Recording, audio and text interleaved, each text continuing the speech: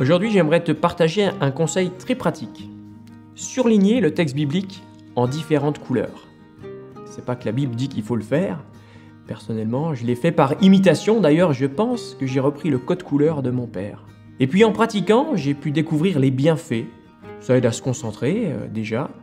Et puis ça m'aide à voir, à mettre en relief ce que j'aimerais imiter, ce que j'aimerais vraiment vivre dans ma vie.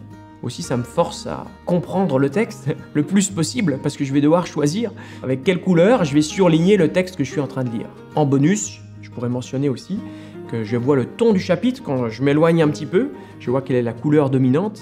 En bonus toujours, ça m'aide à retrouver un texte que j'avais surligné bien plus rapidement. Je me dis, ah bah tiens, avant-hier j'avais lu ce texte, je le retrouve très rapidement. Et puis enfin, ça peut permettre aussi d'avoir plus de plaisir à lire la Bible parce que je trouve que c'est beau. Alors ok, c'est un argument très faible. Mais passons au très concret. Voilà le code couleur que j'utilise. Peut-être toi aussi tu utilises un code couleur, n'hésite pas à le partager sous cette vidéo. Pour ma part, je surligne en rouge pour tout ce qui est bien, positif et que j'aimerais imiter dans ma vie. Et puis le jaune pour ce qui est conséquence du positif, bien souvent des promesses. Ensuite, en bleu, tout ce qui est négatif que justement je n'aimerais pas vivre. Et le vert, pour ce qui est conséquence du bleu, bien souvent des promesses négatives, des promesses de jugement.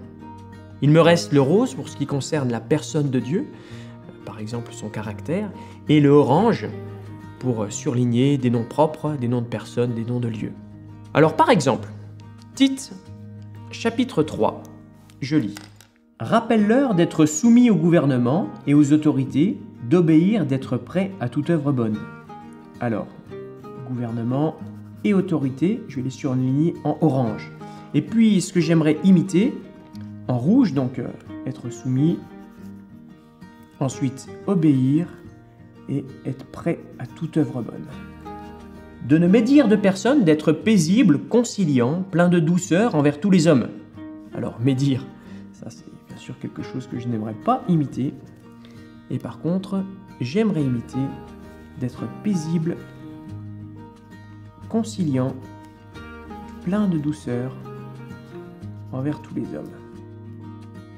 Car nous aussi, nous étions autrefois, alors là, attention, il y a beaucoup de bleus qui arrivent, insensés, désobéissants, égarés, asservis à toute espèce de désir et de passion, vivant dans la méchanceté et dans l'envie, odieux et nous haïssant les uns les autres. Mais, lorsque la bonté de Dieu, notre Sauveur, et son amour pour les hommes ont été manifestés, il nous a sauvés, non parce que nous aurions fait des œuvres de justice, mais en vertu de sa propre miséricorde, en rose de nouveau, c'est son caractère, par le bain de la régénération et le renouveau du Saint-Esprit. Le Saint-Esprit concerne la Trinité en rose aussi. Il l'a répandu sur nous avec abondance par Jésus-Christ notre Sauveur, en rose, afin que, justifiés par sa grâce, nous devenions héritiers dans l'espérance de la vie éternelle. Justifiés par sa grâce, c'est positif, je le mets en rouge. Et puis une belle promesse, en jaune, héritier dans l'espérance de la vie éternelle. Alors une fois que tu as surligné de cette manière toute ta Bible, oui, il faudra changer de Bible.